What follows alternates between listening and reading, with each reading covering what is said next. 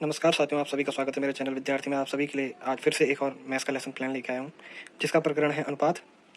तो मैं आप सभी को बता देता हूँ कि किस प्रकार से आपने ये लेसन प्लान बनाना है। आपने इसी प्रकार से एक सारणी बनानी है। दिनांक, कक्षा, वर्ग, वादन, समय, विषय, प्रकरण। हमारा प्रकरण रहेगा आज अनुपात। इसके बाद विद्यालय का नाम, सामान्य उद्देश्य, विशिष्ट उद्देश्य में ज्ञानात्मक उद्देश्य, बोधात्मक उद्देश्य, अनुप्रयोगात्मक उद्देश्य, कौशलात्मक उद्देश्य और लास्ट में सहायक सामग्री। इसके बाद पूर्व ज्ञान के छात्र अनुपात के विषय में सामान्य जानकारी रखते हैं। इसके बाद आ जाएंगे आपके प्रस्तावना प्रश्न, क्रमांक संख्या, छात्र अध्यापक क्रिया, छात्र प्रतिक्रिया।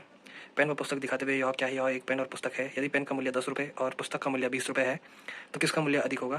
तो पुस्तक का मूल्य अधिक होगा। पुस्तक का मूल्य पेन के मूल्य से कितना अधिक है? तो 2 गुना है। तो गणितीय भाषा में दो राशियों का गुणा के रूप में तुलना करना क्या कहलाता है? तो ये आपका समस्यात्मक प्रश्न हो जाएगा। उद्देश्य कथन। छात्रों, आज हम गणित विषय के अंतर्गत अनुपात का अध्ययन करेंगे।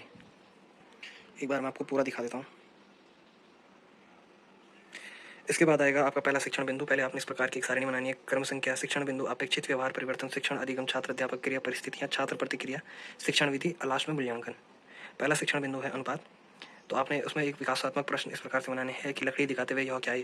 तो बच्चे आंसर देंगे यह एक लकड़ी है। यदि एक लकड़ी की लंबाई 15 सेंटीमीटर और दूसरी की लंबाई 30 सेंटीमीटर है तो दूसरी लकड़ी पहली से कितनी अधिक है? तो उत्तर देंगे कि दूसरी लकड़ी पहले से 15 सेंटीमीटर लंबी है। इसे गणितीय भाषा में क्या कहते हैं? तो यह स्पष्ट उत्तर हो जाएगा। ये विधि प्रश्नोत्तर विधि है। और अपेक्षित व्यवहार परिवर्तन में आप लेंगे छात्र पूर्व ज्ञान का प्रत्यास्मरण कर प्रश्न के उत्तर देंगे। फिर छात्र अध्यापक कथन या छात्र अध्यापिका कथन में आएगा कि दो राशियों को गुणा के रूप में तुलना करना अनुपात कहलाता है। अनुपात का चिन्ह आप देख सकते हैं है दो राशियों की तुलना करने के लिए दो राशियों का एक ही इकाई में होना आवश्यक है। तो छात्र नवीन ज्ञान प्राप्त करेंगे। आपका उसमें आ जाएगा छात्र अपेक्षित व्यवहार परिवर्तन में। और परिस्थिति में आ जाएगा छात्र ध्यानपूर्वक सुनेंगे। प्रदर्शन प्रवृत्ति में आप इस प्रकार से एक छोटा सा मिनिएचर आप लगा देंगे। फिर मूल्यांकन प्रश्न 2 बना देंगे आप इस प्रकार। इसी प्रकार अपने अगले पेज में इसी प्रकार की एक और सारणी बनानी है। और आपका आ जाएगा आदर्श प्रश्न। एक कक्षा में 20 लड़कियां व 40 लड़के हैं। लड़कियों की संख्या का कुल विद्यार्थियों से अनुपात ज्ञात कीजिए।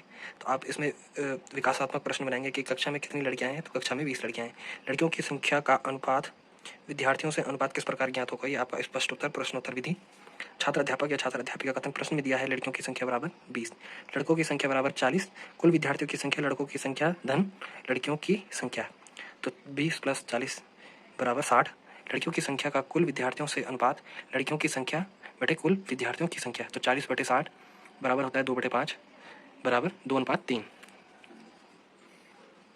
और आप 2 मूल्यांकन प्रश्न डाल सकते हैं। संख्या 30 का संख्या 60 के साथ अनुपात ज्ञात कीजिए। फिर आएगा आपका श्यामपट सार, जो आप जिसमें आपने मूल्यांकन प्रश्न लिखना है। तो कक्षा, वर्ग, वादन, विषय, प्रकरण। इसके बाद आ जाएगा लिखित एवं निरीक्षण कार्य। छात्र अध्यापक छात्रों को श्यामपट सार उतारने का निर्देश देकर स्वयं कक्षा का निरीक्षण करेगा या करेगी। फिर गृह कार्य में 3 प्रकार के प्रश्न, अतु लघु उत्तरीय प्रश्न, फिर लघु उत्तरीय प्रश्न, फिर दीर्घ उत्तरीय प्रश्न। फिर लास्ट में आएगा संदर्भ पुस्तकें।